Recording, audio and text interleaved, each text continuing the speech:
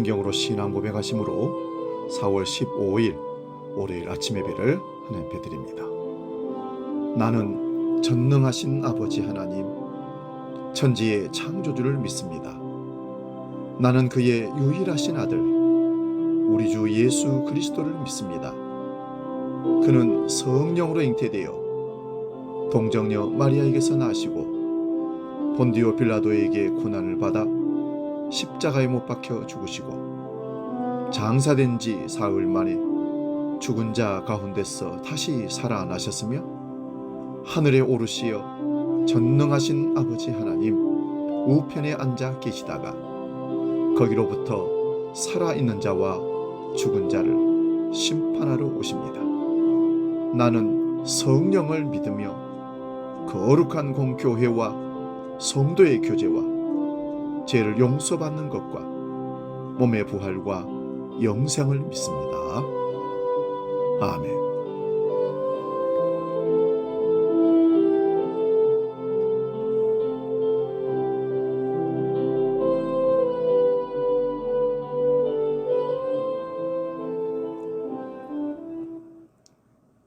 찬송가 94장 주 예수보다 더 귀한 것 없네. 함께 찬송합니다.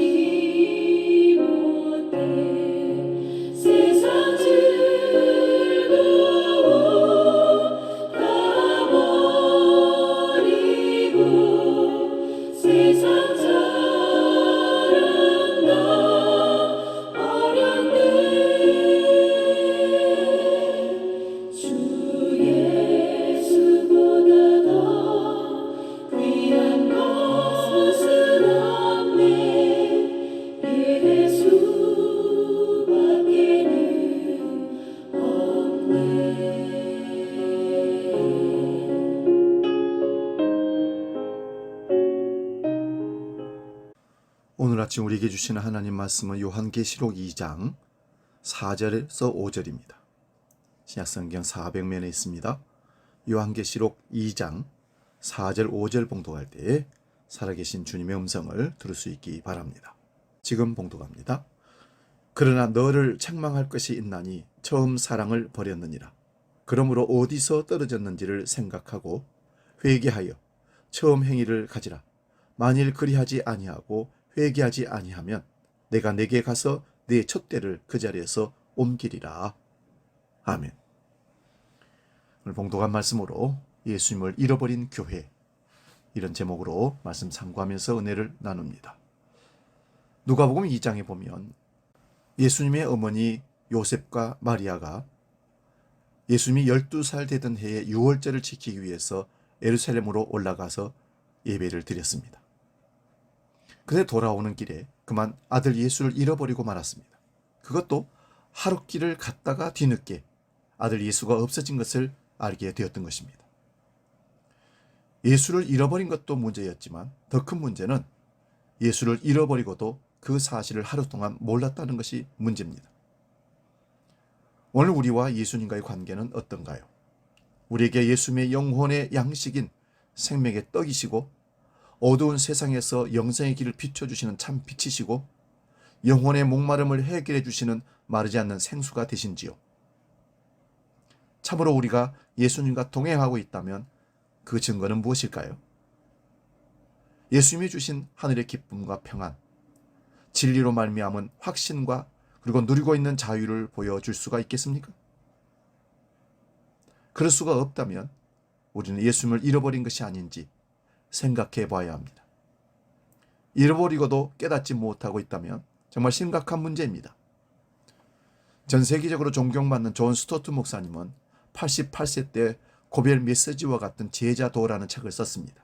그 목사님이 이 책에서 우리가 제자의 길을 가기 위해서 싸워야 할 세상 풍조를 3가지로 알려줍니다. 우리는 이것을 분명히 인식해야 합니다. 이유는 이것이 예수님을 잃어버리게 하는 중요한 원인이 되기 때문에 그렇습니다. 첫째는 세상 풍조는 다원주의라는 것입니다. 성경은 예수님을 통한 유일한 구원을 말씀하고 있습니다. 예수님이 친히 말씀하시기를 요한복음 14장 6절에 내가 곧 길이요 진리요 생명이니 나로 말미암지 않고는 아버지께로 올 자가 없느니라.